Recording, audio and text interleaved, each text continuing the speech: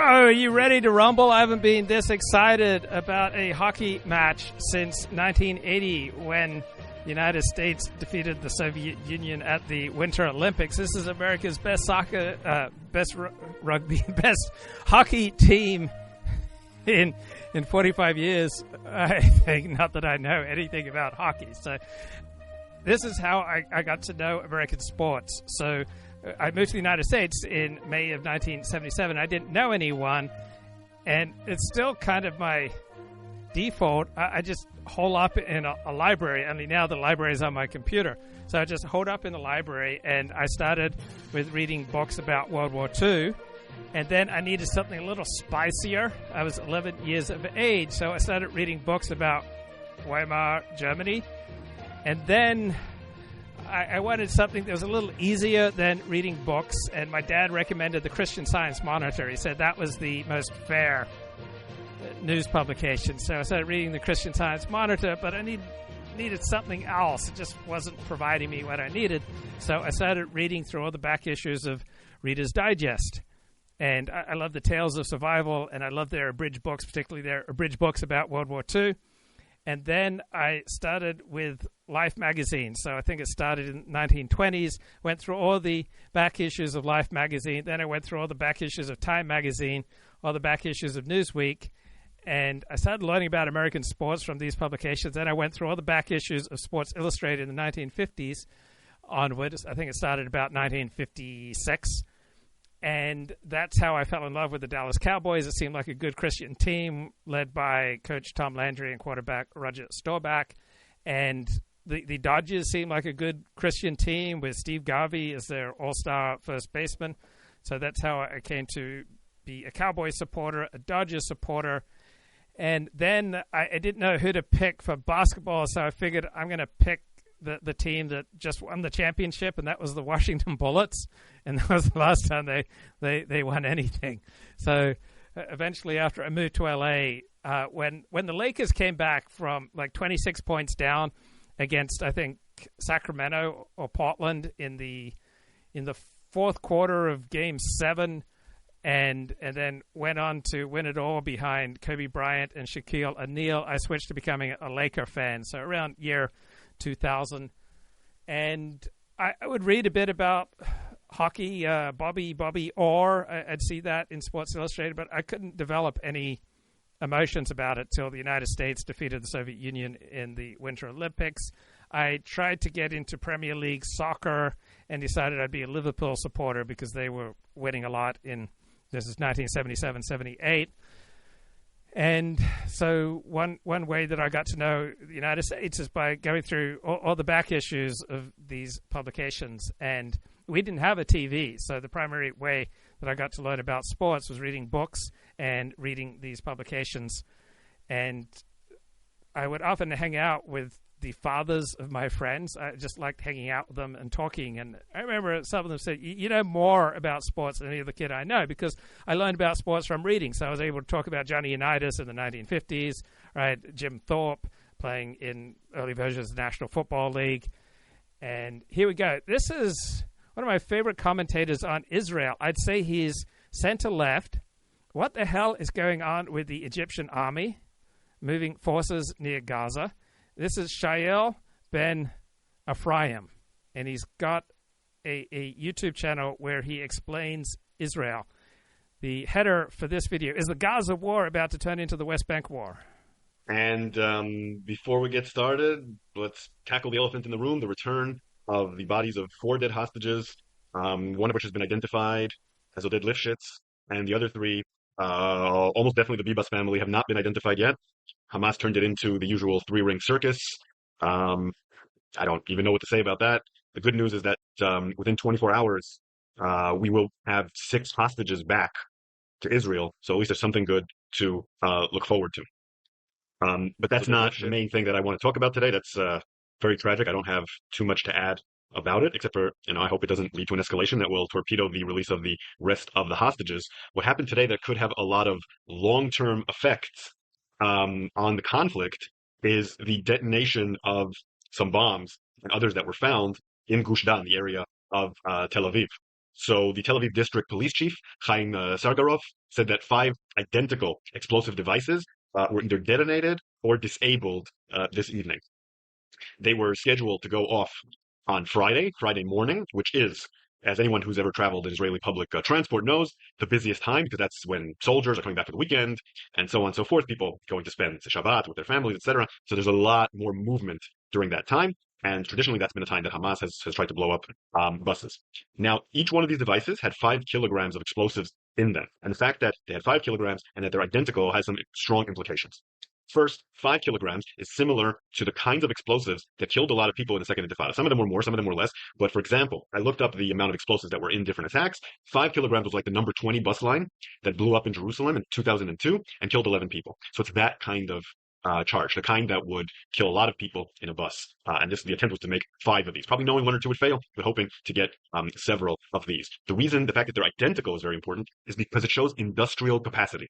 The Shabak, Shin Bet, has been warning for quite a while that Hamas is developing the capability to mass-produce explosives, kind of an assembly line thing, like they were able to in the Second Intifada, and like they've been unable to in the interceding years. So it looks like between 2007, say, and 2021 or 2, Hamas didn't have these capabilities at all. A lot of that is because Israel and the PA were preventing that. Some of it is because people were deterred and not a lot of people were joining Hamas and so on and so forth. But now that's changed. We'll talk about why that's changed, but it's changed, and there's no going back, or hard to imagine going back. It seems that now that this has happened, more attacks like this will happen. Hopefully, luck will hold out again. It will be.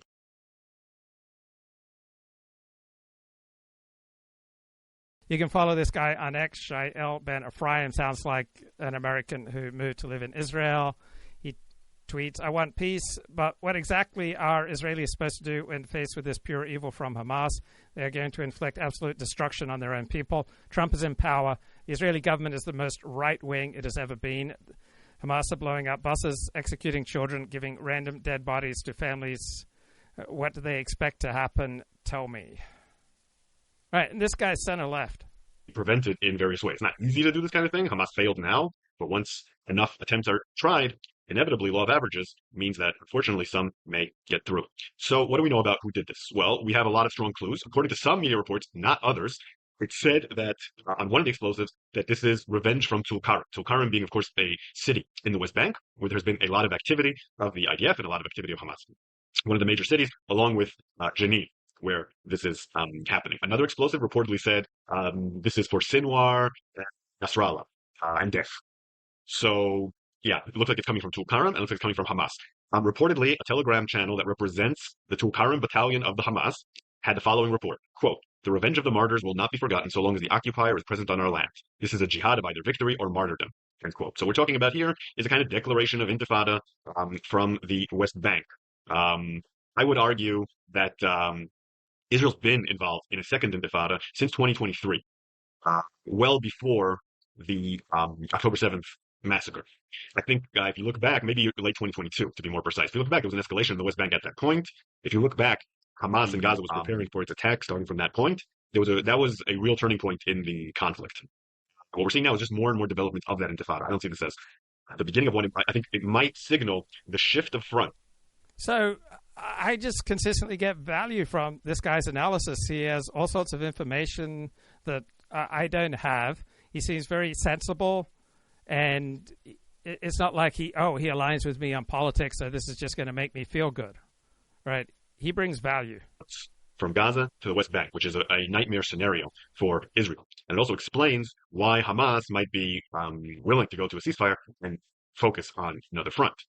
So Israel Katz, the defense minister, said, quote, "In light of the severe terror attack attempts in the Tel Aviv area by Palestinian terrorist organizations against the civilian population in Israel, I instructed the IDF to increase the intensity of the counterterrorism activity in the Tulkarm refugee camp and all the refugee camps in Judea and Samaria. We will hunt down the terrorists to the bitter end and destroy the terror infrastructure in the camps used as frontline posts of the Iranian evil axis." He also added, "Residents who give shelter to terror will pay a heavy price."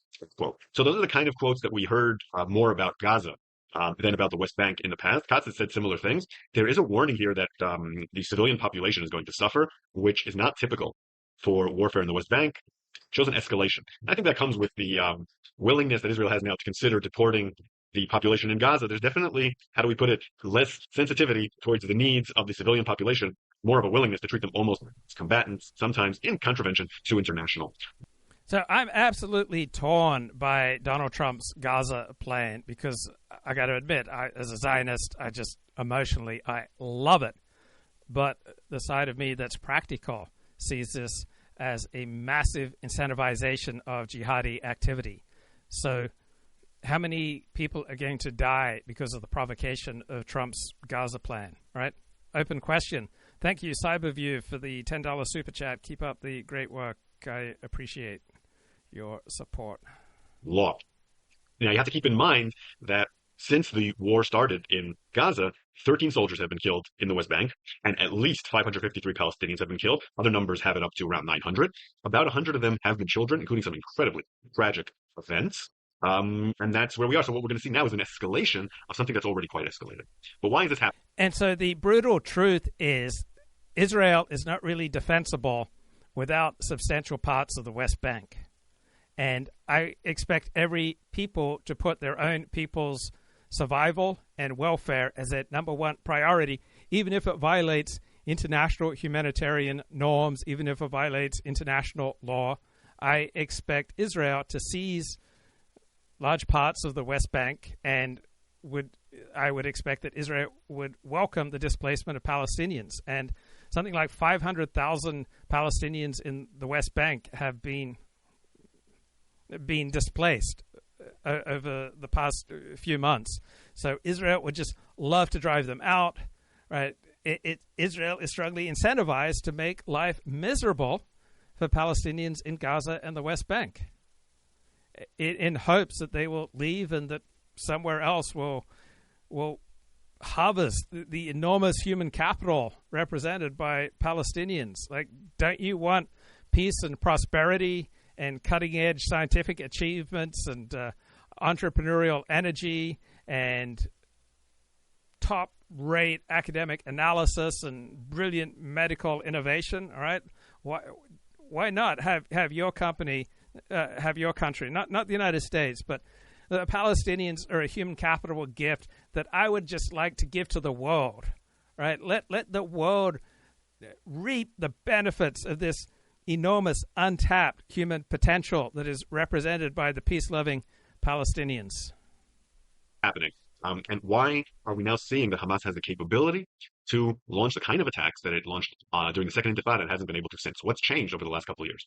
Maybe the most important thing, certainly one of them, is that Iran has been putting a lot of effort into smuggling explosives and other weaponry into the West Bank through Jordan. And Israel has had limited success in stopping that. Second, the war in Gaza has outraged people in the West Bank and provided volunteers. But maybe more importantly, from the perspective of the West Bank, there's been repeated raids by the IDF and settler attacks on various Palestinian villages, which has also served to radicalize the population. The population in the West Bank is a lot more pro-Hamas than the one in Gaza, because they've suffered a lot of the same indignities, but they haven't suffered the same consequences. So therefore, they're more extreme. And then there's also a final thing. It's been 20 years since the Second Intifada. So there's a whole generation that doesn't know anything about the Second Intifada except for the stories, hasn't experienced it, doesn't know the price of these kinds of intifadas, and hasn't been deterred by Israeli arms. So Israel bought deterrence in the West Bank at a very heavy price, with Operation Defensive Shield, but that has expired, as deterrence tends to do. So that's what we're seeing right now. Meanwhile, the ceasefire in Gaza is supposed to go from its first phase to its second phase in a week. But, of course, talks haven't really started about the second phase. Under intense American pressure, they've started now.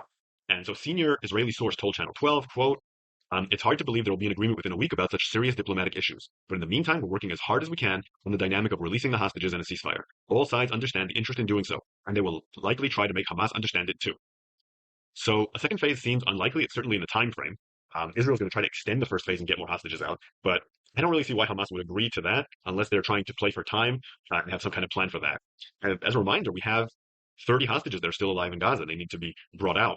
So even if Israel plans to renew the fighting at some point, there's really no reason right now not to come to a second phase agreement and get the hostages out, aside from some very well-known political obstacles to doing that. Meanwhile, just today, the president of the Palestinian Authority, Mahmoud Abbas, said the following, quote, "We want to return to Gaza. We want a two-state solution. We want to hold presidential and parliamentary elections." So Abbas is coming out. So I'm getting a lot of comments on a video short I made commenting on Gonzalo Lira, who lived in Ukraine, said a lot of nasty things about Ukraine, during its war with Russia and then died in Ukraine. So here's my short. What the hell? Where's the bloody volume, mate? And sad end. Yes, and he was Lira, Coach Red Pill, has died in a Ukrainian detention center. A strange and sad end. Yes, and he was delusional that he could live in Ukraine and trash the Ukrainian efforts to resist the Russian invasion. So people tend to create their own misery.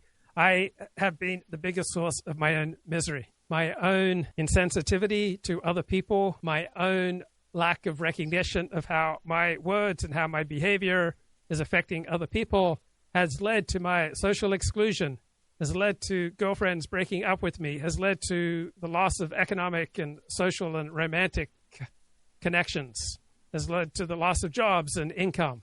Me, just being incredibly self-centered and not thinking about other people, right, has led to a life of frequent humiliation. Gonzalo Lira, Coach Red Pill, has died in a Ukrainian. Okay, let's go to the comments, right? He died telling the truth, right? So is Coach Red Pill is he a hero? Is he a hero? Right? He died telling the truth. You disparage him this way. It confirms how big of a piece of excrement you are. It shows how little you care about genuine journalism. And my thoughtful reply, I humbly submit that it is usually a bad idea to die for truth. I love Gonzalo just as much as the next guy, but what the F was he thinking about when he was in Ukraine and reporting when the war was just breaking out? What the hell was he hoping to accomplish? Someone so intelligent he sure made stupid decisions. I love him for that. He always did the right thing. But his ego is what took him out in the end. It sucks. It's unfortunate. Kill your ego before it kills you. He shouldn't have been so unhinged. He left a wife and children behind. What was he thinking? Yes, exactly. Okay, Samuel says to me, your life is disappointing for you, and that's on you. Don't defecate on others' graves to feel better about yourself. Gonzalo died with honor. You live with shame. You are not the same. Hypocrite beach you are. He died for truth.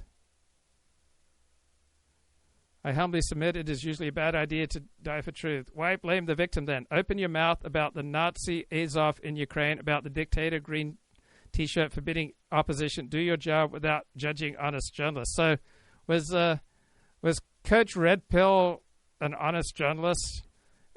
What unique insights did he provide, right? So what information did Coach Red Pill, this shining light of journalism, provide that was not available elsewhere?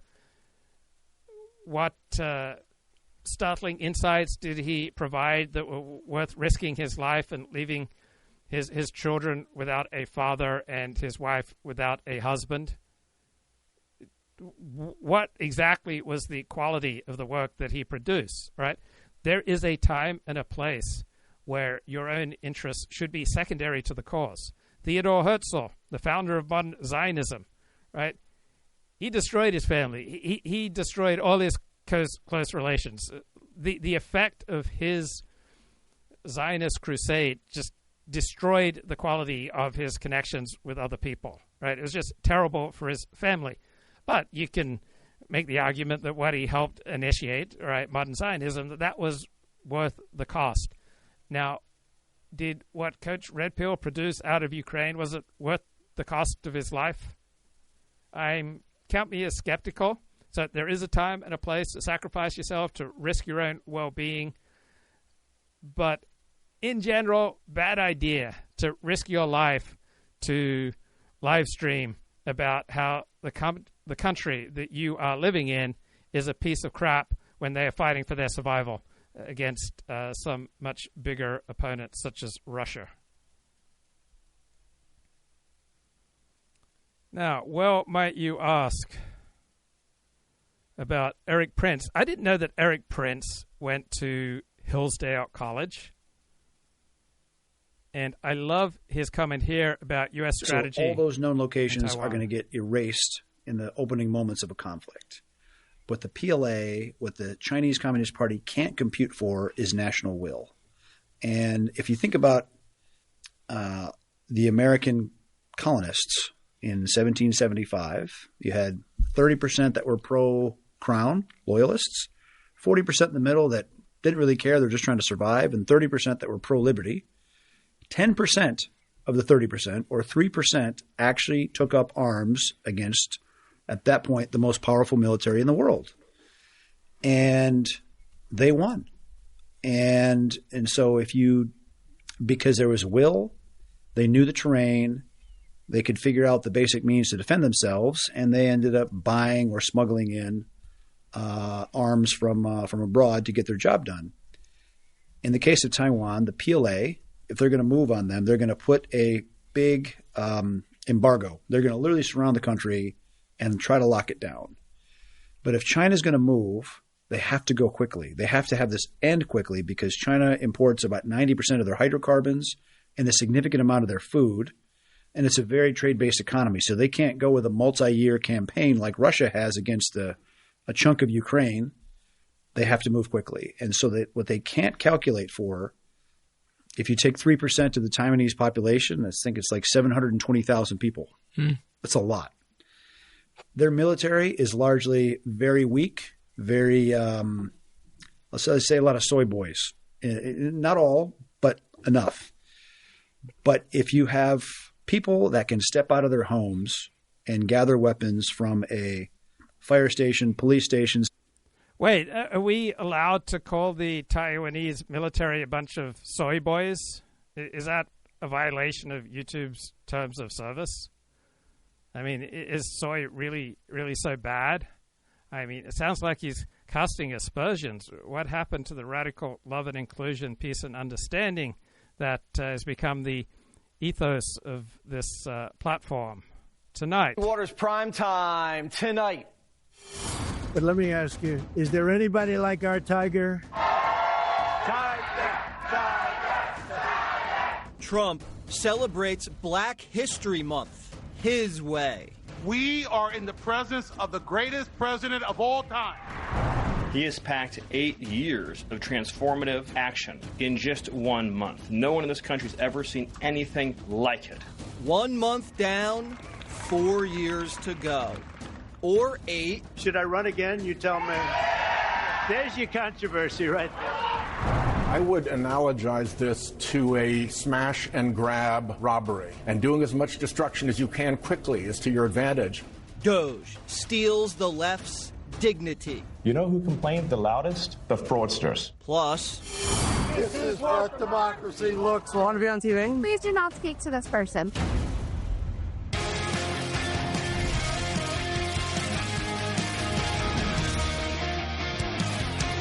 Watch out, Elon's got a chainsaw. So when I was walking down the street on Shabbos talking Torah with my mate, and I were to inform you that some complete stranger wanted to reprimand us for not wearing a mask during the this is after about 10, 11 months of COVID. Would you be shocked to learn that it was a young woman, a complete stranger to us, who berated us for not wearing a mask as we were walking outside?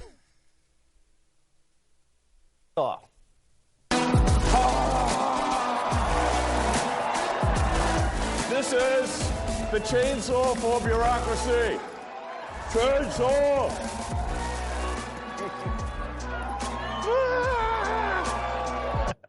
And get ready, D.C. You're next in line behind Canada. I think that we should govern District of Columbia. It's so important, the D.C. situation. I think that we should run it strong, run it with law and order, make it absolutely flawlessly beautiful. And I think we should take over Washington, D.C., make it safe. D.C. got their first mayor in 1975. Before that, Congress controlled the Capitol. Now Trump wants it, which would make him the first mayor-president ever. Unless Stephen Miller wants to be the Duke of Washington. Musk satisfied with merely being tech support, and if Musk fails, so does America.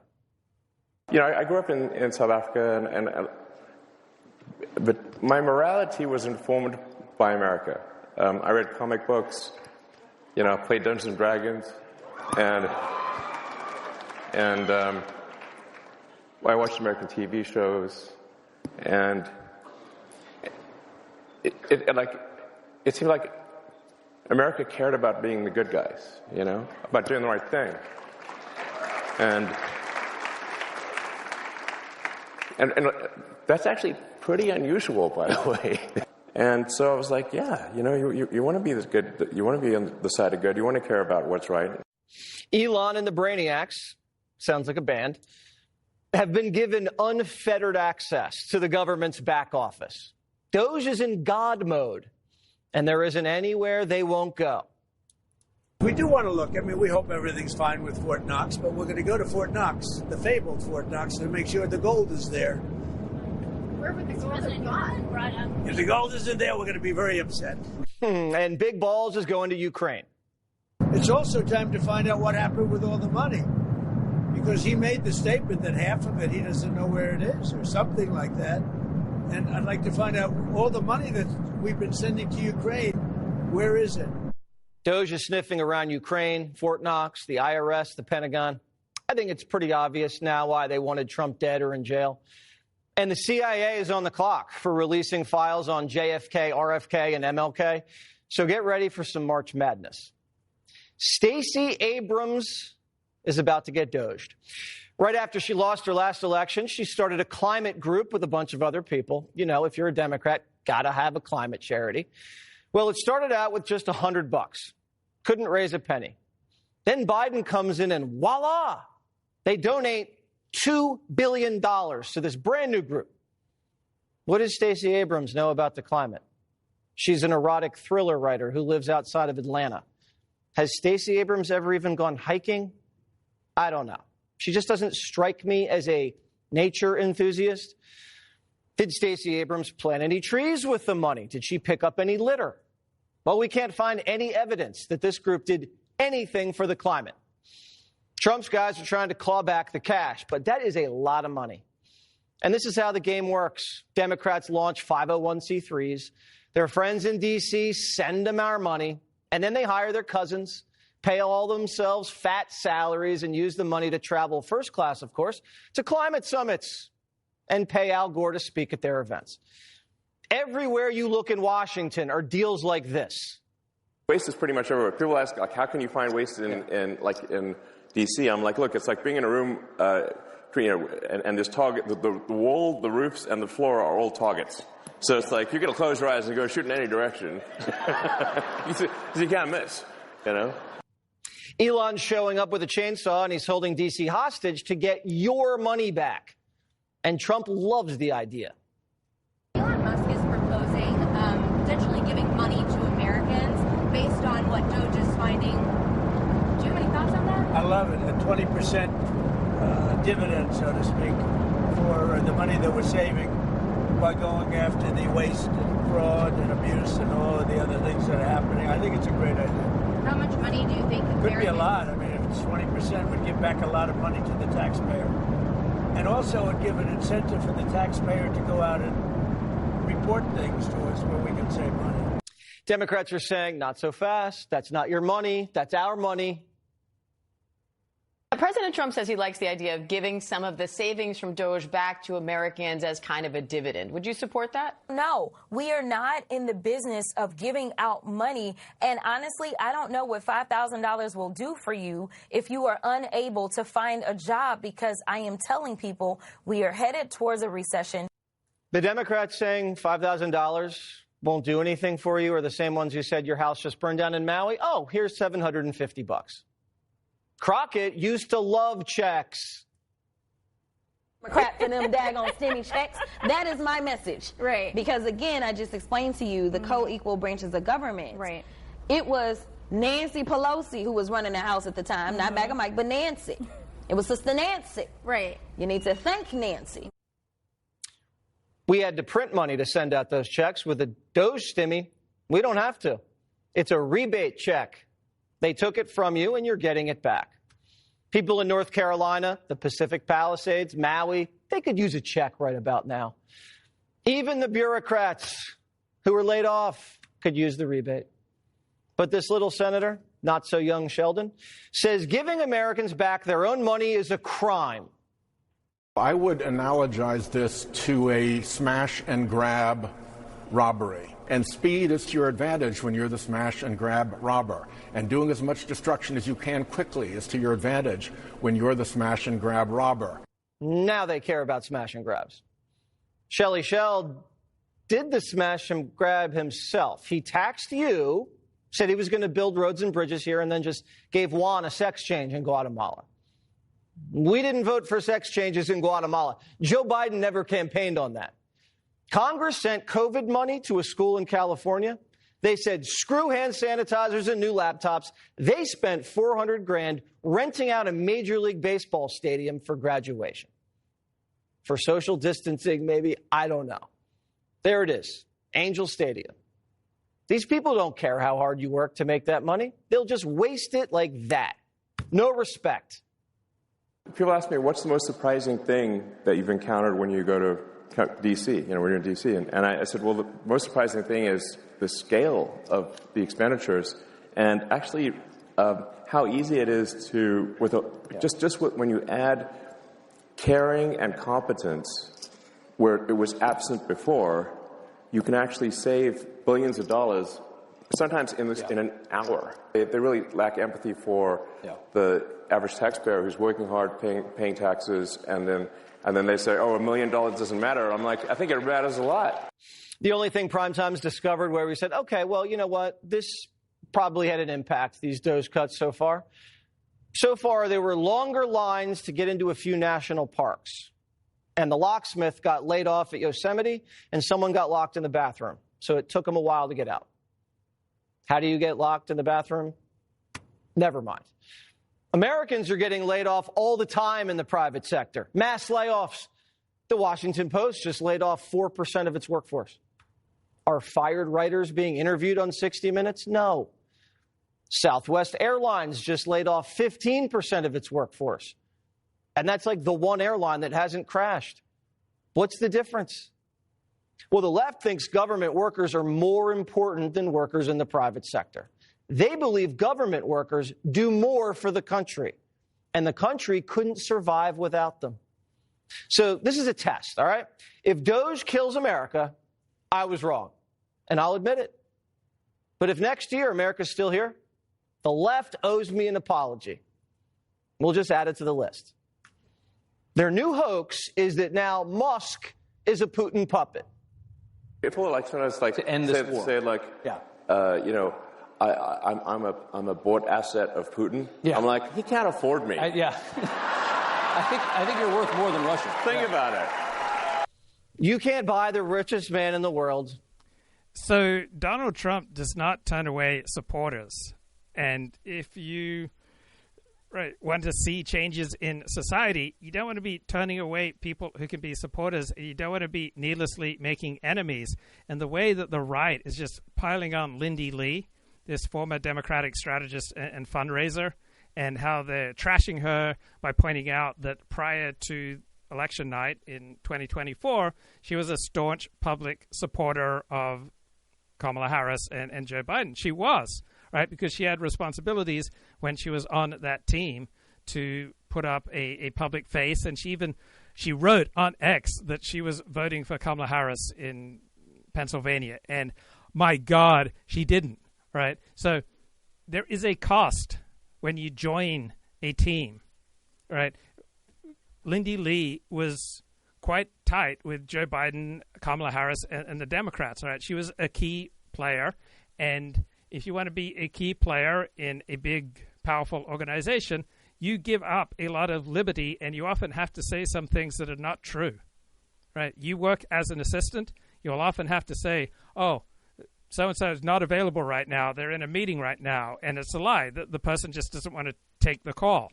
And so when you're part of an intense in-group community, all right, there are a lot of public pieties that you have to utter. There are things that you really have to say that you may not believe, things that are false. It's just part of the price of having that intense in-group identity. If you want to have a good marriage, all right, I would assume that you can't always say 100% of what you believe to be true to your spouse at any given time, or even to your friends, right?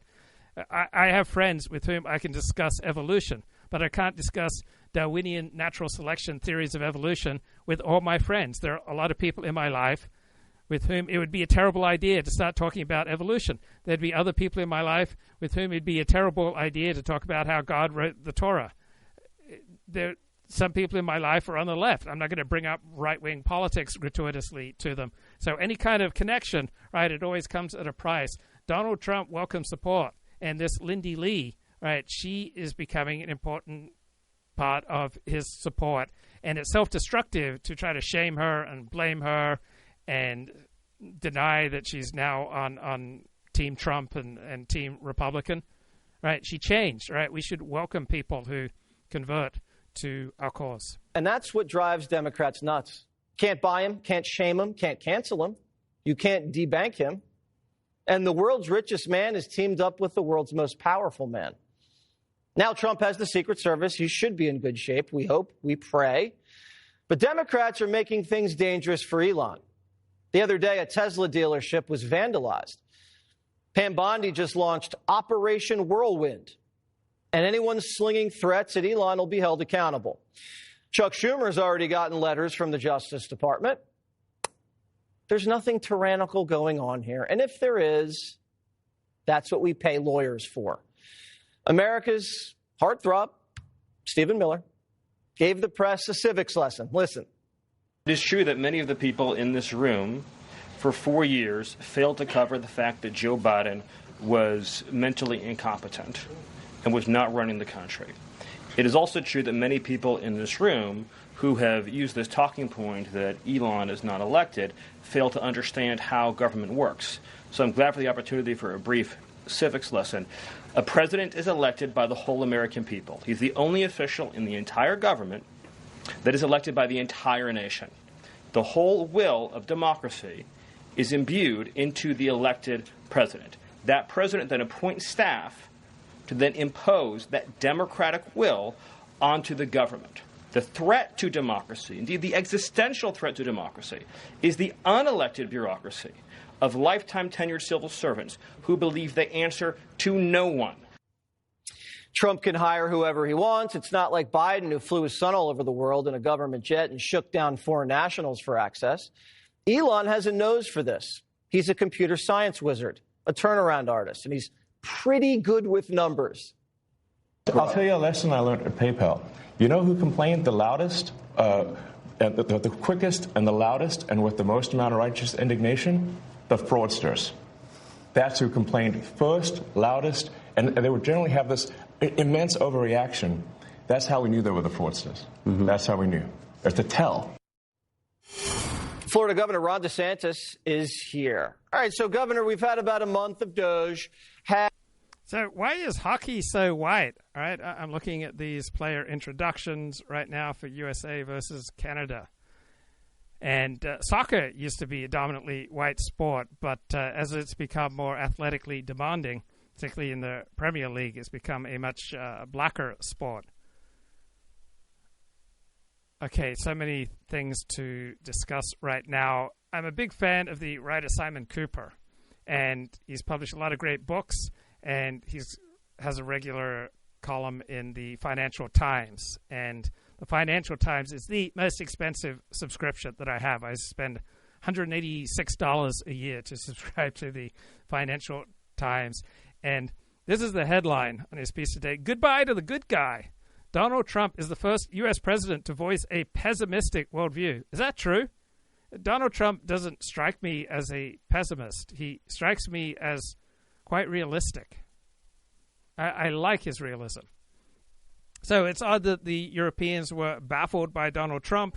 He had long signaled that he admired Vladimir Putin, that he felt unattached to NATO, yet his plan for peace in Ukraine seemed to shock European officials. Well, people love to live in a dream world. They say about the phenomenon of debting, addiction to debting, that it is a disease of vagueness. Right. So many forms of dysfunction are a disease of vagueness, and an important early step to recovery is to become clear. And so you track what you eat, you track how you spend your time, you track how you earn your money, you track how you spend every penny, you track your debts, you track your earning, track things, and you'll have much more clarity, and you'll be on your way to some recovery from addiction. So Europeans just living in a world of delusion, right? They had hoped for the best to avoid preparing for the worst. I don't understand the left in that they have this positive view of human nature. It's just completely unfathomable to me. I have what I think is a pretty sober and skeptical view of human nature, and I'm a happy guy because that's my expectations for how people will behave are that they will overwhelmingly just act in their own self-interest. And when people act differently from the incentives that they face, then I think, wow, that's just amazing. But I don't think I'm someone who's just filled with resentment and disappointment. Having a sober, skeptical view of human nature, I think it's a solid foundation for happiness. Europe didn't think the world worked this way, that an aggressor attacks a country that was minding its own business and is rewarded. How deluded do you have to be to think that Ukraine was minding its own business? Ukraine was building ties with the West. Ukraine was trying to get into NATO. Ukraine was trying to get into the European Union. Ukraine was getting weapons from the United States. Ukraine was getting training. Ukraine was effectively a de facto member of NATO, right? This war has not been Russia versus Ukraine. This war has effectively been Russia versus NATO taking place in Ukraine. And the default in the news media is to just describe Ukraine as simply minding its own business, didn't do nothing. Ukraine just a good boy, just getting its act together, about to release its first rap album, just a young lad, didn't do nothing. And then big bad Vladimir Putin went, for no reason whatsoever, came and smashed them. It's like Camp David peace accords portrayed as some monumental step forward in Middle East peace, when, as a friend told me and disillusioned me in 1979, we're simply bribing Egypt and Jordan not to go to war with Israel. Okay, back to Simon Cooper. Westerners don't expect the bad guys to win. Why on earth would you not expect the bad guys to win? We were raised to believe in progress. Right? That just strikes me as incredibly naive. Do you really believe that the world is inevitably moving in a progressive direction? That belief gave us a false conceptual frame for reading the world. I don't think trads, nationalists, tribalists, people on the right, conservatives, religious people believe that the world just inevitably gets better. Right? This is a left-wing delusion. Simon Cooper is a man of the left. Right? Academia is dominated by the left. And so you have to be left-wing, right, to believe in something so foolish. My God, are we getting ready for hockey here? Right? Did we boo the Canadian national anthem, asking for a friend? So this match is taking place in Boston. All right, they're playing the national anthem. They're playing the American national anthem. Got a beautiful woman who's singing it. All right, join us for team coverage as we get ready to rumble. Canada versus the United States. I wish I had Kevin Michael Grace on the show. Man, they're going crazy in Boston. Press 1 if you believe that people are basically good. Press 2 if you believe that humanity is inevitably progressing. Press 3 if you don't want to be on the wrong side of history, whatever the hell that is. Okay. Western faith in progress was a blend of Judeo-Christian morality and Enlightenment reason. No, it wasn't. Right? The perspective on human nature by both Judaism and Christianity is a highly skeptical one.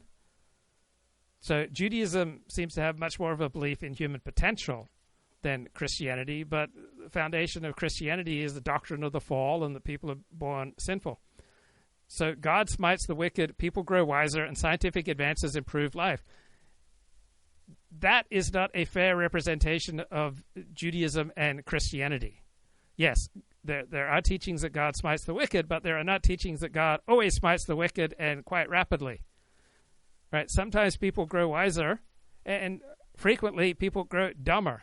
Scientific advances sometimes improve life, sometimes diminish life. Yeah, overall, right, science advances. Our films and fairy tales reinforce this optimism. They do in the United States, but English culture, European culture, Australian culture, not nearly as optimistic as American culture. I've got a bunch of courses from the teaching company, and there's one course on American values, which I listened because I thought it was going to be super gay and I'd make fun of it. But it was pretty good stuff. And yet I can't pull it up. What the hell? What the hell? I wrote it. Anyway, it said that one distinct thing about American values is pragmatism, but also it's incredibly hopeful. And that there is an optimism in the American worldview. Right? It's far more optimistic than the worldview of any other nation. Like, tell me I'm wrong. Like, who else is more optimistic, more enthusiastic than Americans? Right? I can't think of any. Okay, good guys win the shootouts and Cinderella lives happily. That's in studio films, bro. Right? The most beautiful girlfriend I ever had. Right? I would take her out every Sunday night, but she only wanted to see independent films. And they were not optimistic. All right? They were about people who would traffic in human organs. I mean, incredibly dark stuff. But she was so hot that I took her to these dark, independent movies because she was hot. But I don't generally like downer movies. My favorite genre of movie is the underdog sports story. Pretty much every underdog sports movie I've ever seen, I've loved. The good guy theory of history seemed confirmed by actual Western history. Only if you're incredibly naive. What about the hundreds of millions of people who were slaughtered and raped and tortured in Western history? Right? Our central modern morality tale was victory over Hitler. There are so many other stories that are not nearly as much about victory over Hitler. Okay, I can't believe Kash Patel is now heading the FBI. That's hilarious. Voted no. Kash is an outsider who promised to reform the agency, get it back to fighting crime, and give us the answers we've been waiting for. Why do we still know nothing about that guy in Butler? What's going on? Kash is going to get to the bottom of it. Yeah, there you go. By the way, yeah. Kash was a controversial pick for some, but he proved himself at the hearing and is now going to lead the Bureau. Have you caught your breath yet? It's been 1 month since Trump was sworn in. I do think that we've had maybe more executive orders than CNN has viewers each night. So hello to our friends at CNN. Trump signed more executive orders in the first 30 days than every president since the 80s combined. And we can already see the change. So the hockey match has started, and there was no fight to begin the match. What the heck? Now, normally I'm an incredibly spiritual person who has transcended most earthly desires, and I probably shouldn't be lusting for a fight. But there were 3 fights in the last match in the first 9 seconds. All right, bloody hell, we are now 15 seconds into this match, and there have been 0 fights. Do you think less of me that I'm hoping for a brutal slugfest? I'm hoping for fights. Perhaps I should transcend this carnal desire. Maybe I need. Oh yes, we got some shoving. Oh, perhaps maybe I should transcend this and try to get into my buffered identity, and do away with these earthly desires for conflict. But this is, oh man, we've got very strong emotions. Ooh, a lot of pushing and shoving. Okay, some good signs. Good signs. Good times. We're in it together, guys. Criminals are going home. The border is sealed shut. America is safe, sovereign, proud, and free. We are a nation that everyone in the world understands all across this planet. You do not come here illegally. You will not get in. You will go to jail. You will go home. You will not succeed. This is the biggest and most successful change in any area of law enforcement that this nation has ever seen, and he did it in under 1 month. The America we knew under Joe Biden's vanish. Poof, like that. President Trump's first month in office has exceeded the wildest dreams of his most loyal supporters and the darkest nightmares of his fiercest detractors. The America that Joe Biden left behind on Jan 20th is no longer recognizable, erased in 4 frenetic weeks by an empowered, implacable, and historically popular MAGA presidency. The White House celebrated the 1-month anniversary by handing out 9-page packets full of Trump's accomplishments. Gave it to the press. Doubt they'll report on it, so I will. Here's some highlights. Border secured, hostages returned, girls' sports saved, DEI dead, fraud doged, cabinet cleared, hundreds of billions of foreign investment secured, drill, baby, drill, and paper straws canceled, just to name a few. The president also honored Black History Month today with a very special guest. Is there anybody like our tiger? How are you? He's a great. Would you? I can't believe people are saying I'm no Don Cherry. All right, you don't think that I'm just the greatest hockey analyst ever? Okay, I don't know much about hockey. I don't normally watch it. I paid attention when the Los Angeles team won the Stanley Cup a few years ago. I don't know anything, but it just seems like such a visceral thrill right now. I'm getting on the hockey train. All right, but who on earth believes in the good guy theory of history?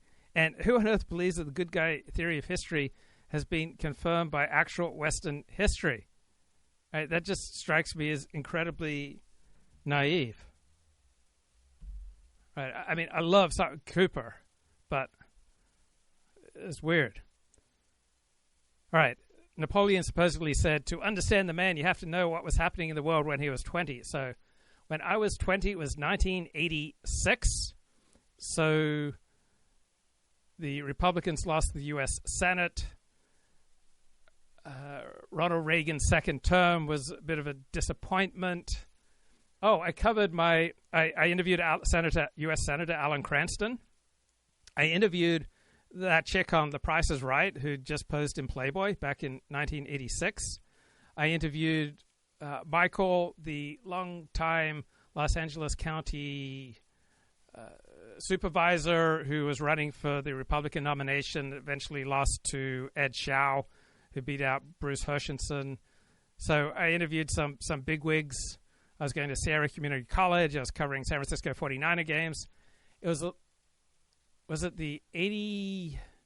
Yeah, this was the last time that Tom Landry coached a team in the playoffs, and they got thrashed something like 20-0 by the Los Angeles Rams in the wild card round. And the December of 1986 time I interviewed Tom Landry. Well, interviewed meaning I stood in the hallway as other journalists were asking him about Skip Bayless.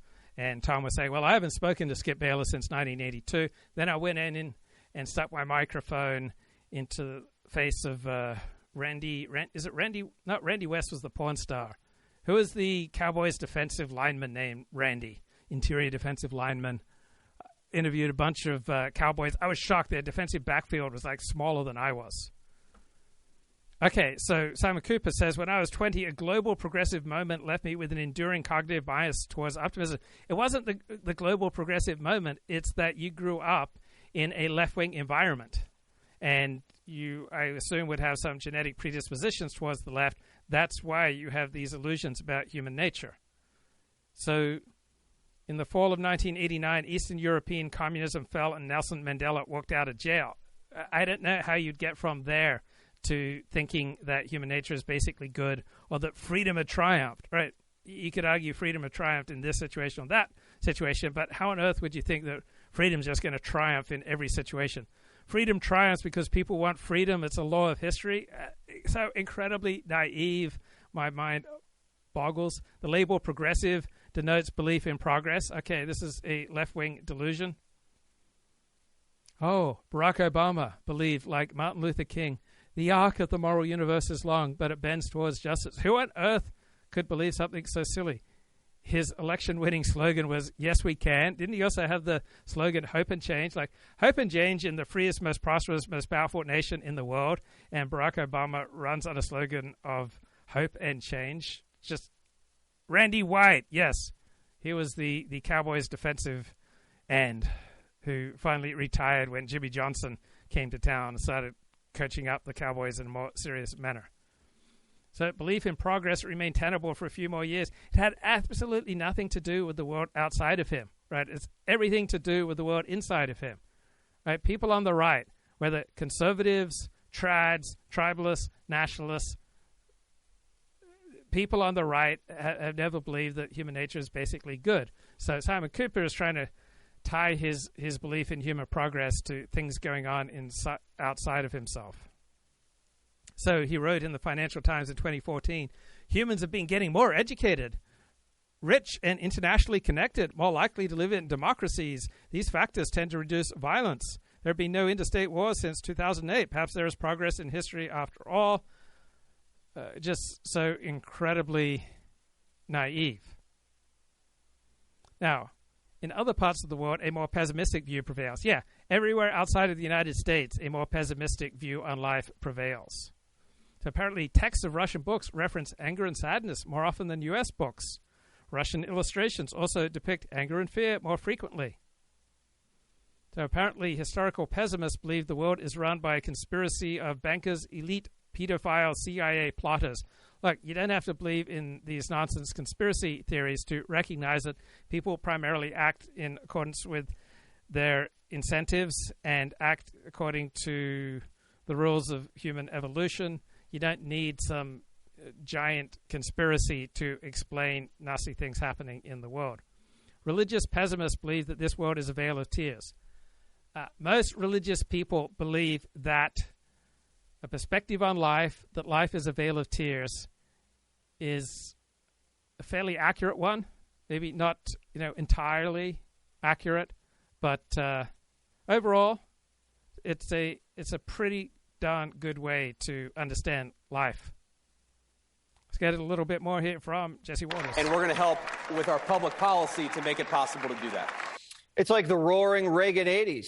Being patriotic and popping your collar's cool. Well, maybe not popping your collar, but you know what I mean.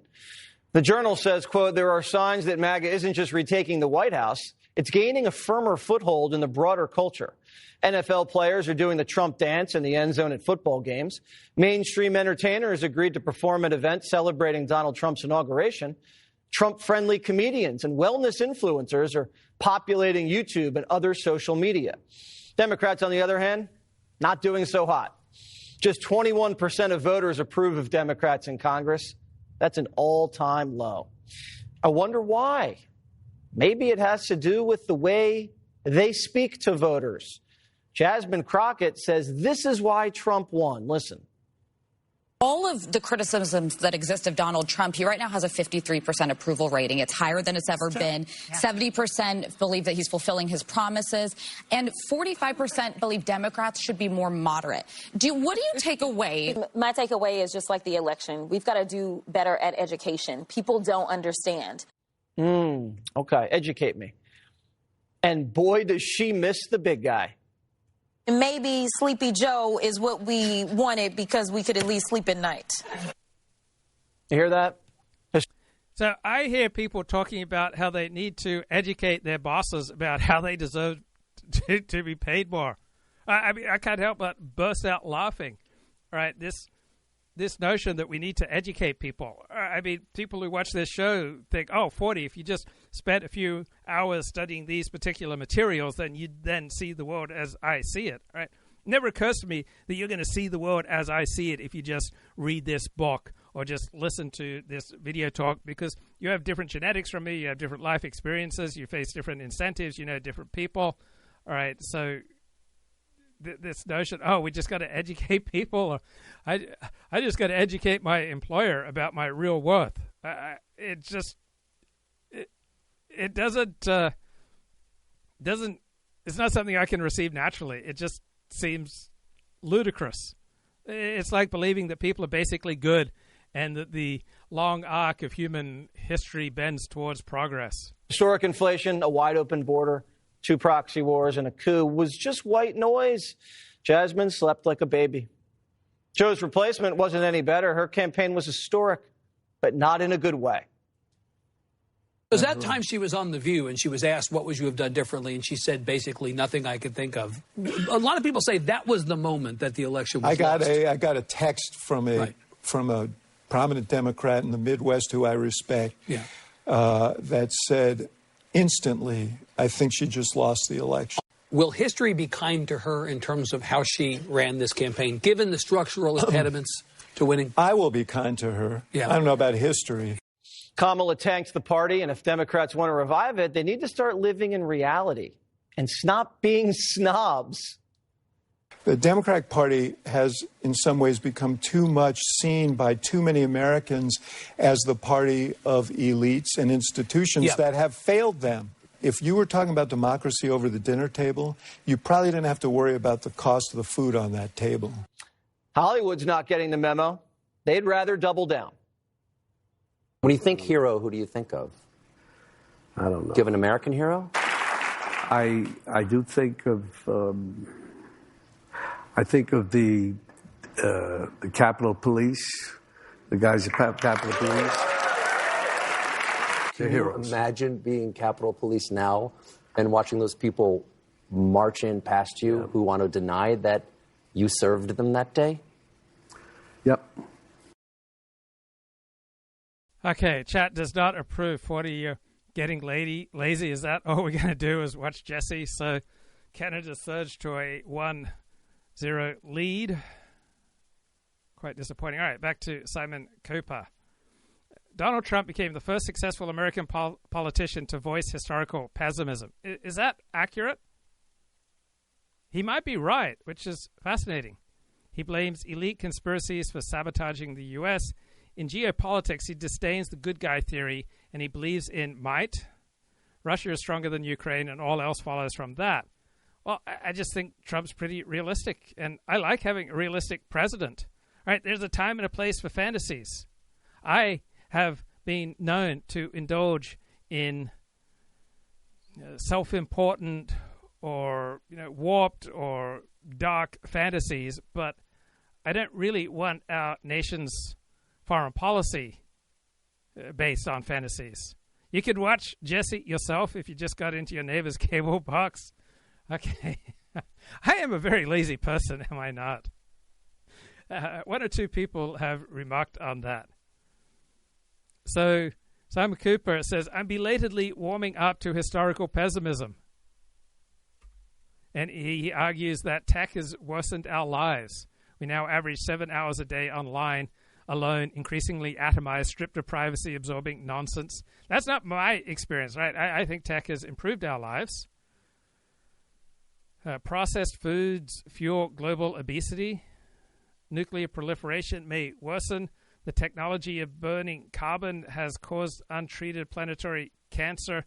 Being raised on Russian children's stories might have helped us grasp all this. Well, I think, how about being raised on the Bible? Right, being raised in any kind of traditional community, you wouldn't be so naive as to think that people are basically good. It just seems ludicrous. Right. Axios. Trump's MAGA month transforms America. President Trump's first month in office has exceeded the wildest dreams of his most loyal supporters. Yep. President Trump's first month in office has exceeded my wildest dreams. It has exceeded the darkest nightmares of his fiercest detractors. Okay. The America that Joe Biden left behind is no longer recognizable, erased in 4 frenetic weeks by an empowered, implacable, and historically popular MAGA presidency. Whenever I hear the word empowered, I reach for my pistol. Whenever I hear about our democratic way of life, I reach for my pistol because I think someone's going to rob me. Whenever I hear about our common values, I reach for my pistol. 40, don't get stuck trying to extract every cent out of your TV, YouTube subscription. Bloody hell. Still 1-0 Canada. Okay. I mean, when you hear the word empowered, what do you feel? I mean, do you reach for your didgeridoo? It just gives me the creeps when people talk about empowerment and our democratic way of life. It just gives me the creeps, or our common values. Ugh. It's just so gay, it's got AIDS. Like Trump 1.0, the fire hose of news and norm-busting behavior is the defining feature of this administration. Okay. Unlike Trump 1.0, the chaos is calculated and explicitly designed to institutionalize MAGA, paralyze the president's enemies, and permanently break the Washington establishment. Yes, yes, yes. Amen. Trump's first month has been dominated by his war on the federal bureaucracy and his various efforts to prod, probe, and blow through the limits of presidential power. I think this is fantastic. The White House early attempt to freeze federal funding set the stage for a massive legal fight over Congress's power of the purse.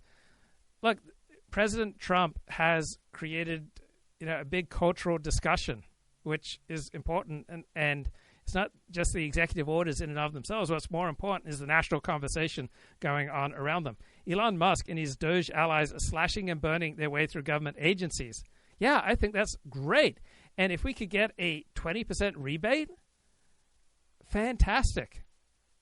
The rapid dismantling of U.S. aids and the government-wide assault on DEI sent clear signals any programs misaligned with Trump's MAGA will be on the chopping block. I think it's great. Overturn affirmative action. Department of Education could be next. Yes, please. At the Justice Department, the purging of career prosecutors and FBI agents has punctured any veneer of independence. Well, how independent was the Justice Department prior to this?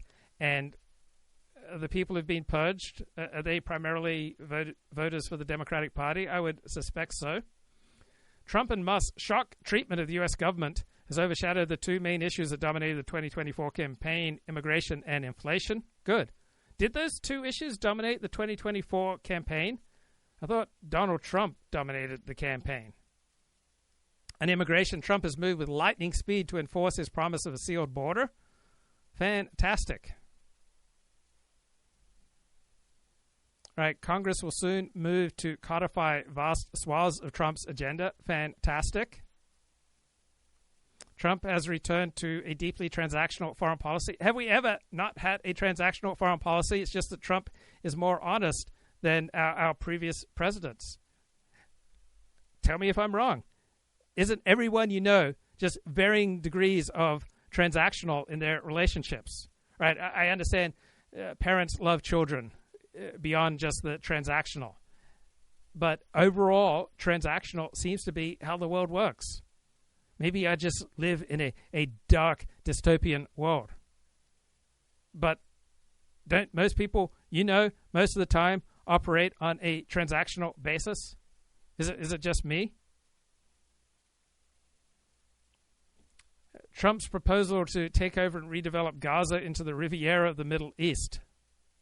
Right. Hilarious. I hope doesn't encourage jihadis to slaughter a lot of people. The bottom line, Trump is only 2% through his 4-year term. If his bets pay off, he will have rewritten the rules of American governance for generations. Exciting. And here is an important development from Hugh Hewitt. Taught by Professor James Q. Wilson. It was about the Interstate Commerce Commission. Now, the Interstate Commerce Commission was formed in 1887 to regulate railroads. It no longer exists. It's been folded into the Department of Transportation, but it was an independent agency, meaning it did not take direction from the president, and therefore it was a forerunner, a precursor of what would become an explosion. I think there are more than 50 now. I was just making a list during the break. There's the Federal Deposit Insurance Corporation. There's the Administrative Conference of the United States. There's the Merit Systems Protection Board. There is the Tennessee Valley Authority, the Federal Trade Commission, Consumer Product Safety Commission, Federal Election Commission. It goes on and on and on. And they're not provided for in the Constitution. Article 1 of the Constitution says, here's the legislative authority vested in Congress. Here's what they can do. Article 1, Section 8, 18 different clauses, including a necessary and proper clause at the end, which is a catch-all. Justice Scalia called it the last refuge for whenever Congress wants to do something that is ultra vires, outside of its powers. They invoke the necessary and proper clause. But they have a bunch of powers. Congress can do a bunch of things. Then Article 2, there's one executive branch, and the president runs it. And then Article 3 is the judiciary. And then the rest of the articles deal with discrete issues. But 1, 2, and 3, legislative, executive, judicial. There is no section for independent agencies. But Congress invented them, beginning in 1887, as a means of sort of delegating their power. And they're quasi-legislative, they're quasi-judicial, they're quasi-executive. They're an amalgam of all three branches of government. Well, what James Q. Wilson, who was a fabulous professor, he was born in Colorado. He began his teaching career at Harvard in, I think, 1961, and he kept at it until he went to UCLA in, I think, the 80s, and then he went to Pepperdine, and then he went back to BC. He died in 2012. But he was a fabulous lecturer and a brilliant man. His book, The Moral Sense, was basically his attempt to grapple with the idea of where does conscience come from. Okay, there's something more important than whether or not you like Hugh Hewitt, and that is the quality of what he's saying. So whether or not you like Hugh, he is saying something incredibly important here. He was a fabulous lecturer as well. He made the Interstate Commerce Commission interesting, and it isn't. It's railroads, railroad rates. And why did the ICC come into business? But he made it interesting. And I've taught administrative law. I teach constitutional law now for 27 years. I have to deal with this peculiar world of independent agencies, which are not provided for in the Constitution. Well, Donald Trump, my guess is, at the prodding of Russ Vought, who is the director of the Office of Management and Budget, and a very smart guy, has issued this executive order, which says all executive departments and agencies, including so-called independent agencies, shall submit for review all proposed and final significant regulatory actions to the Office of Information and Regulatory Affairs, OIRA, it's well known, at the Executive Office of the President. It's part of OMB.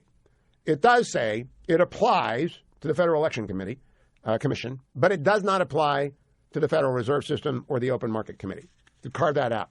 It then goes on to say, and this is going to cause heartburn at all the independent agencies, Section 6, Paragraph B, the heads of independent regulatory agencies shall establish a position of White House liaison in their respective agencies. Such position shall be at grade 15 of the general schedule and shall be placed in Schedule C of the accepted service. That means they want a landing zone. They want a place where they can drop in a senior-level political appointee, and grade 15 is not senior executive service, but it's pretty high. They'll be able to get some serious people to do this. And they want to drop one in at every independent agency. And the reason is transparent. They want to know what's going on. They want to call a flag when anyone is doing something like throwing gold bars off the Titanic, which is what they did at EPA during the transition. Administrator Zeldin made a video about that. EPA is not an independent agency. It's part of the executive branch.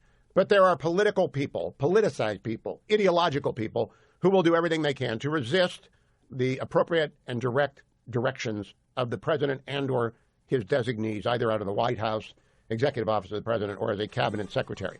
And that's not the way the government's supposed to work. We have a unitary executive. Andy McCarthy and I talked about this yesterday. I would recommend that you go and watch the short video that Andy and I did on why it makes sense to make a direct charge at a case called Humphrey's Executor. Humphrey's Executor stands for the proposition that independent agencies, those which Congress has set up, governed by an individual or a board with a set term, who is not to be removed, either the individual or the board, except for cause, in fact, raise significant constitutional problems, which have gone unaddressed for almost 90 years. Okay, that case, Humphrey's Executor, is a 1935 or 1936 case. And it was 9-0, so it wasn't close. Middle of the Depression, they're getting ready to make the switch in time that saves the 9, and the court's not going to mess around with an agency that gets created in the middle of the Great Depression or who's running it. They're not going to get bollocked up in that, and they weren't going to give more power to FDR. That's a cynic's view of that, which is, boy, if we let FDR replace all the heads of the boards and the commissions, then he's going to have even more power, and he's already got both the Senate and the Congress. It's a very elaborate and interesting area. However, the bottom line, it's not what the framers intended. It's got nothing to do with the Constitution. Doesn't mean it's unconstitutional. It just means it has no explicit authority. Independent agencies do not exist in the Constitution. They are not part of the constitutional order. They are part of the development of constitutional law, but not that an originalist would say, thumbs up. And as Andrew McCarthy noted yesterday, at least 2 justices, Justices Thomas and Gorsuch, have indicated they're kind of uneasy with the idea of this vast armada of alphabet soup agencies having authority independent of everyone. And the Federal Trade Commission does, and so does the Consumer Product Safety Commission, and so does the Federal Elections Commission. They get their commissioners. The only check and balance is that the people who serve on that board have to go through Senate advise and consent. But they can go rogue, and they do go rogue. They go rogue under conservatives. They go rogue under liberals. They go rogue under Republicans. They go rogue under Democrats. They are an unusual creature of constitutional mythology. Now, myths are stories that are intended to be believed. We're supposed to believe that they can't be challenged. I don't believe that. I think it's time to have this discussion, and Donald Trump's removal of members of the Merit Systems Protection Board and the National Labor Relations Board has triggered this. There are 70 lawsuits in 1 month against Donald Trump. Some of them are easy. He can fire members of the executive branch at the head of an agency. Do you realize if he doesn't like the way any one of his appointees is acting, Attorney General Bondi, who's doing a good job, 2 weeks, who knows? It seems like it. Robert F. Kennedy Jr., Tulsi Gabbard, John Ratcliffe, it doesn't matter who, Marco Rubio. The president says, you're fired, they're fired. And there isn't any debate about that. They can be fired with 1 minute's notice, and they might not get any notice. They can be fired on X. They can be fired by a telegram. They can be fired. Not so, or at least our understanding is right now, about the independent agencies. Time to run a systems check because Congress has let it get away from them. They are not doing their job. They have delegated a lot of power. The non-delegation doctrine no longer has efficacy. Though who knows, it might rise from the grave as well with the new court. As I've said many times, Donald Trump built the trampoline in his first term with 3 appointments to the Supreme Court. Now he's jumping on it. How high and how far can he go? What kind of tricks can he do? We're going to find out. And we're going to find out, I hope, in rather rapid fashion. So we have about 50 federal agencies that essentially operate independently without supervision from the presidency or the legislative branch or the judiciary. And I would like to see them brought under the control of our president. So I think that was hugely significant. All right. Charles Lipson is an American political scientist. He is on the right. And go to charleslipson.com, sign up for his newsletter. Democrats built America's overmighty presidency. Now Trump is bending it to his will. This is hilarious, right? The president is not trying to dismantle the centralized state. He is using the powers of the centralized state created by the left to take on the left, right? So best way to understand President Trump's ambitious goals is to understand how they alter the massive changes made to America's government over the past century and how they leave many of those profound changes untouched. So Trump's policy goals are clear, right? He campaigned and he won on promises to reduce the government's bloat, cost, and regulatory burdens. He promised to root out fraud and corruption, and he's doing just that with Elon Musk and Doge. His cabinet secretaries implement those plans or they lose their jobs. He is taking firm control over government agencies that have long been de facto instruments of the Democratic Party, right? Leading elite federal government civil servants overwhelmingly vote for the Democratic Party. They're not split between Democrats and Republicans, right? These independent federal government agencies have long worked as piggy banks for progressive causes, right? So Trump is wielding what Teddy Roosevelt called a big stick, and he's not bothering to follow Teddy's admonition to speak softly. So here's what most analysts have missed. Trump is leaving the strong presidency in place. He is turning it to his own purposes, right, to the chagrin of those who erected the powerful presidency. So he's not trying to change the basic structure of the powerful centralized state and the powerful president, right? The principal architects of our modern political presidential system were Franklin Roosevelt and Lyndon Johnson. Now Trump is gaining control over the structure that they created, and he is using its potent tools for his own purposes. And this is horrifying for the Democrats and progressive intellectuals who constructed this modern state, who formulated its key policies, and who controlled its flow of funds for decades. So we should not be surprised that they fiercely oppose Donald Trump's efforts. Today's government is far removed from the founders' vision, right? The founders of the United States wanted a stronger state than the Articles of Confederation, but one that is far more constrained and less centralized than today's state. So Founders recognized the need for a strong, energetic central government to confront foreign foes and suppress domestic rebellions, but they didn't want this state too strong. They wanted a prudent and temperate state. They didn't want the central government becoming a tyrant, and so they set clear limits on its control over citizens and local governments, and you had the first 10 amendments of the Constitution, known as the Bill of Rights. Now, all this changed over the past century, mostly in response to urbanization, industrialization, modern communications, and democratic politicians, along with a few progressive Republicans such as Teddy Roosevelt and left-leaning intellectuals, believe our new society requires a different kind of government. They wanted a stronger, more centralized government led by a more active president, and they succeeded, right? And their success has transformed how America is governed. What Donald Trump is doing, to the horror of Democrats, is using the structure that they created to pursue aims that they oppose. It is political jiu-jitsu. Right? Donald Trump has grabbed the reins of this transformed, centralized state. He's grabbed our state by the throat, not to strangle it, but to bend it to his will. Right? The best way to disable someone, the best way to disable an animal, you go for the neck, because there are more joints in the neck than anywhere else in the body. Right? You compress, tighten, immobilize the neck, and you mobilize the entire animal. So Trump is using all the tools created by Democrats for a powerful central state to change politics in Washington and to alter the impact of the United States government on all Americans. And so the consequences are being felt in state capitals, city halls, police precincts, large corporations, small businesses, NGOs, public schools, and universities. So how is Trump using his leverage? By threatening to cut the funds that these institutions rely on, and by changing the regulations that control their activities. Right? Trump would never have been as effective if he just moved straight into his second term in January of 2021. So Trump is threatening the funds for sanctuary cities. He states if they obstruct his efforts to deport illegal aliens, he's going to prosecute them and defund them. He's threatening funds for local school districts and private universities if they refuse to eliminate affirmative action. And as long as they have diversity, equity, and inclusion programs, he's going to defund them. He's threatening their funds if they keep biological males in female sports. He's loosening the Democrats' green energy regulations because Trump wants to encourage energy production and lower prices, and he's making rapid progress. So his demands carry weight for three reasons. He's willing to act decisively. He's not just talking. He's issuing a blizzard of executive orders. He's carrying a big stick. And the sheer scale of his presidential authority, the sheer scale of federal expenditures, the sheer scale of tangled webs of regulations, right, gives him enormous control over the American federal government and local governments, right? So he is able to incentivize cities, states, and private organizations to act differently.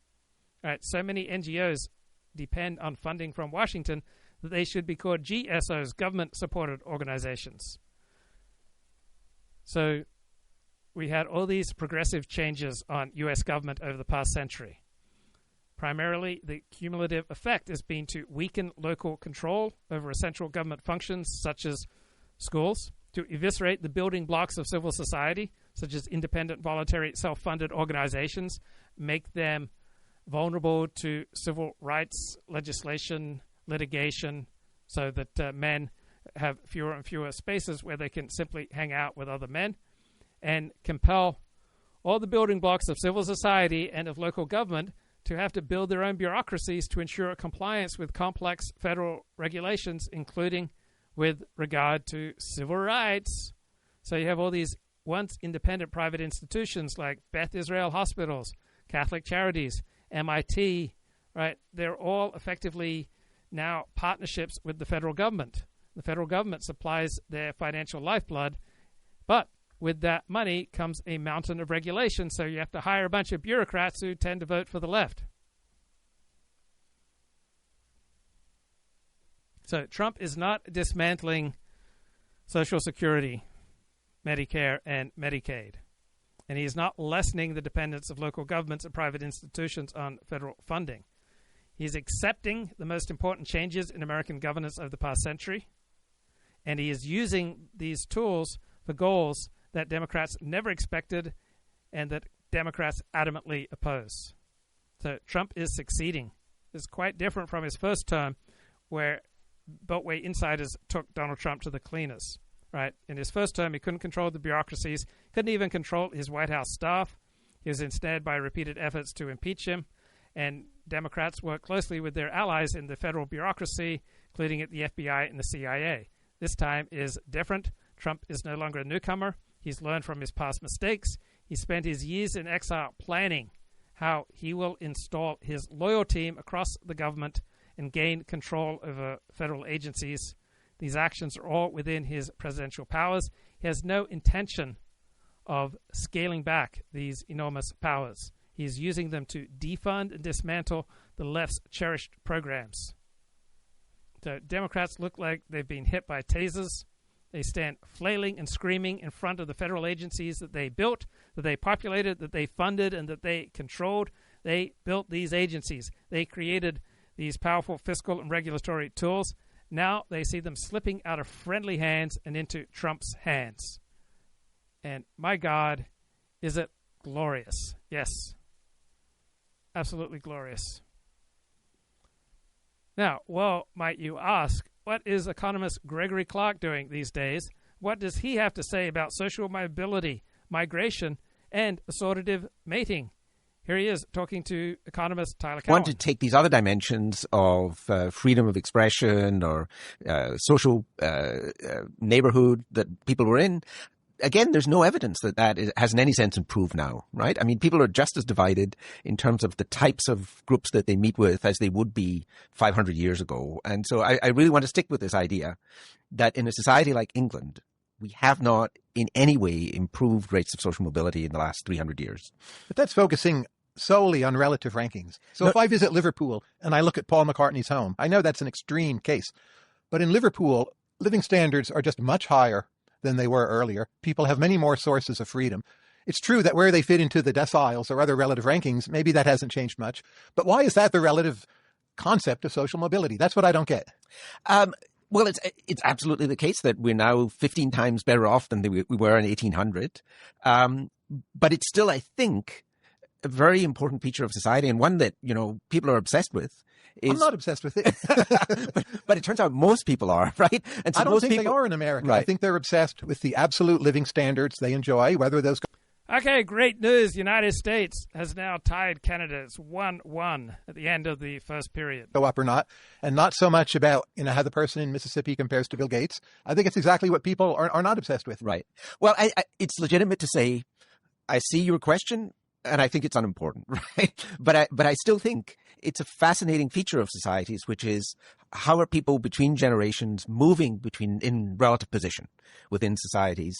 And the other thing I would say is that, that gain in material living standards is actually in some ways a lot less important than you might think. I mean, I've gone to, Dr. Johnson's house in London from the early 18th century. I'd be perfectly happy to move in and live in that house now. With no penicillin, no good dental care. Yes, I mean, there have been definite improvements in healthcare and other things. Electricity. Right. But I'd say, I mean, in some sense, you're just saying, okay, I want to concentrate on growth, right? And I think that that's the crucial element of society. And if all of that growth goes to 10% of the society and not to the rest of society, I wouldn't care about that, right?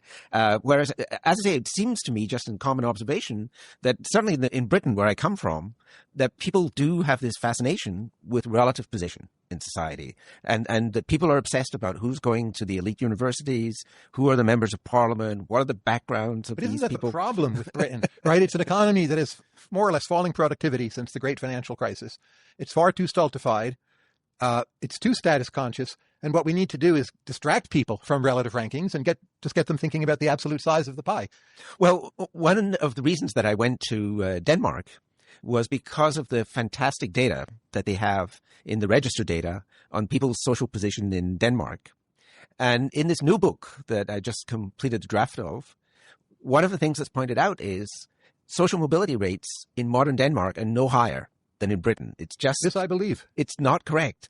Things like, why isn't the whole world developed, is that it just seemed impossible to actually make progress on that. Because once you just say, okay, it's some kind of cultural event, then what are you going to say after that, right? But this is where I worry you're a bit too much of an economist. If one insists on these very mono kinds of explanations, everything testable, measurable, then surely so many things in human history are hard to explain. But if we take a more humanities-based view, more pluralistic, even just ask Korean people themselves, they're full of explanations, and they'll often just say, well, we got our act together. It doesn't satisfy many economists, but maybe in some ways it is good enough. If we just have a broader sense. In economics, there's Ricardo, there's Marx, explanations are supposed to take a certain form. Maybe that's just our disease.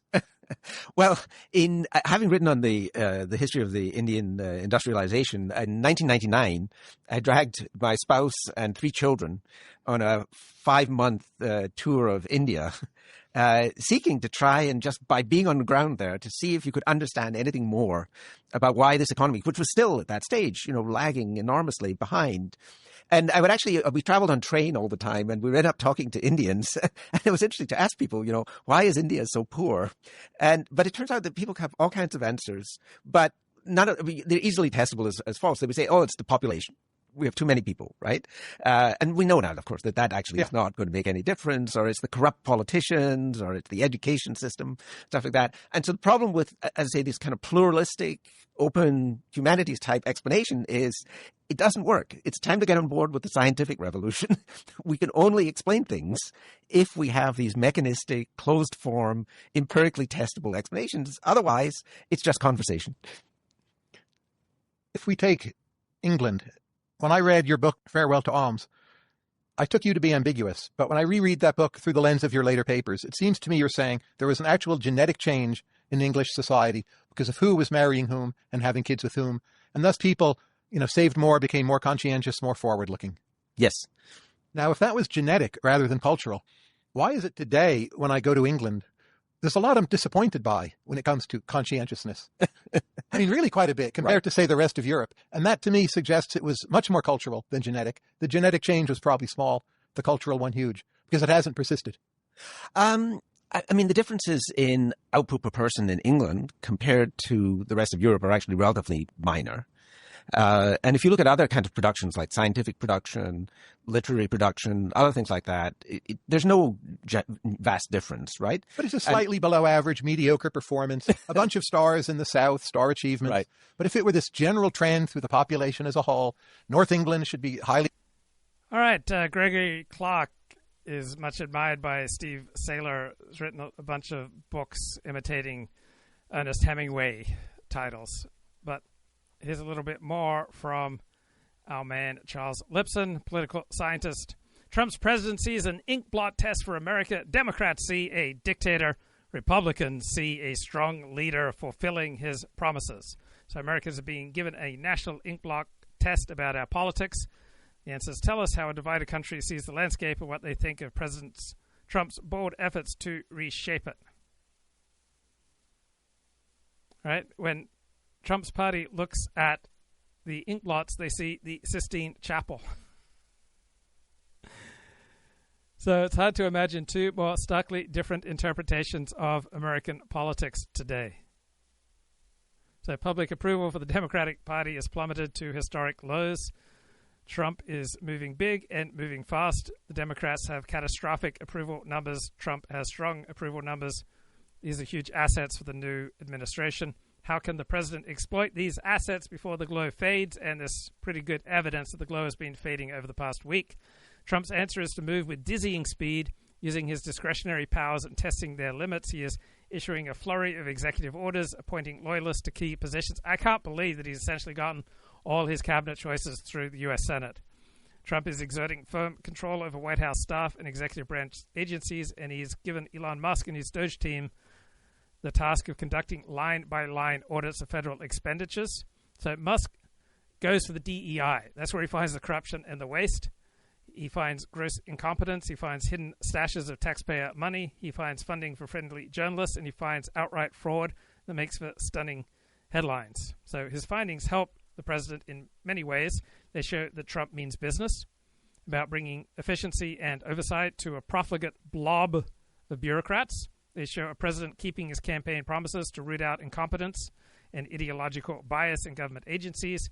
And they show Trump using Doge to drive a stake into the heart of the Democratic Party, which built the administrative state, filled it with partisan Democrats, and then used the taxpayer money to funnel to favorite Democratic causes.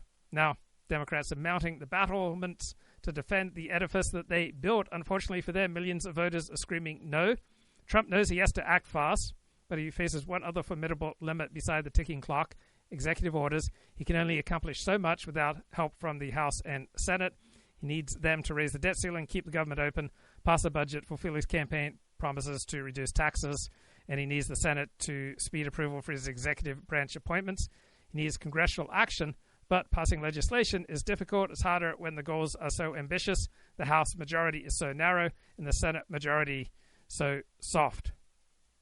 So there are major obstacles. Trump has advantages in moving his agenda. He only needs a simple majority in both chambers to pass budget bills. He is tackling issues on which he campaigned and won, and he is largely aligned with popular positions, right, where about 80% of voters support his initiatives, such as his initiative to ban biological men from women's sports. Democrats are boosting Trump by taking the 20% side of many issues, partly because their progressive base backs them and partly because party activists seem hell-bent on opposing Trump at every step. Trump knows how to sell his program to voters. He's devoting time to it. He's got an effective press secretary. He's taking full advantage of the new media landscape, populated with favorable podcasts to offset predictable opposition from the declining mainstream media. He has firm control over his administration, a dramatic difference from his first term, when he was undermined by opponents buried in the White House, staff in government bureaucracies, especially the FBI and the CIA. Trump has now complete control of the Republican Party. He can punish most opposition within it. He can threaten to back primary opponents. He has newfound energy following 4 years of a bumbling, inarticulate basement President Biden in his dotage. Donald Trump faces an opposition party without a leader or positive agenda. Democrats are reduced to singing the old Groucho Marx song, "Whatever it is, I'm against it." That is not a winning tune. So Trump knows he must capitalize on his assets quickly if he is to succeed. He must deliver results voters can feel. Right? Trump prepared carefully during his 4 years in exile, choosing both policy priorities and people he can trust for senior positions, and he is acting decisively. And Democrats are helping him with their crazy, incoherent responses. Right? The most reviled politicians standing in front of the most reviled government agencies, striking poses to the cameras. They yell, "Trump is a fascist. We're in a constitutional crisis." Their volume is high, but public support is low. Voters want to give Trump a chance, not forever, but for now. And Democrats have compounded their problems, taking the unpopular side of prominent issues such as illegal immigration. When Elon Musk finds government waste, they sling mud at him and defend the bureaucrats. They file lawsuit after lawsuit against Trump, even though voters rejected the Democrats' last lawfare campaign against Trump. Democrats are outraged at everything that Trump does. Trump's avid supporters are responding in kind. They are harsh, denouncing court rulings against Trump, which they call a judicial coup by partisan judges. So we got Bullhorn versus Bullhorn, not Lincoln versus Douglas. Now, whatever the merits of early judicial rulings, they pose a political trap for Trump in two ways. They block his actions, and so they prevent him from delivering results to voters. Second, they tempt him to ignore the rulings. Ignoring court rulings would be a grave error politically and constitutionally. He would lose the political center. Americans consider respect for judicial decisions a fundamental presidential responsibility. Now, President Trump's response to angry tirades is fascinating. Right? Most presidents would mouth soothing platitudes about compromise, unity, and restoring goodwill. Not Trump. His pitch is Americans will come together when his policies succeed. This is such a more honest answer than the usual claptrap. Won't satisfy his rabid opponents, of course, nothing will, but it appeals to the vast middle of the U.S. electorate. They yearn for a more competent government, a growing economy, higher real wages, reduced inflation, a secure border, fewer fentanyl deaths. They want violent gang members deported, not protected in sanctuary cities. They want a president who can deliver these results. Democrats are sinking in a pit of despair. They have yet to formulate a positive agenda.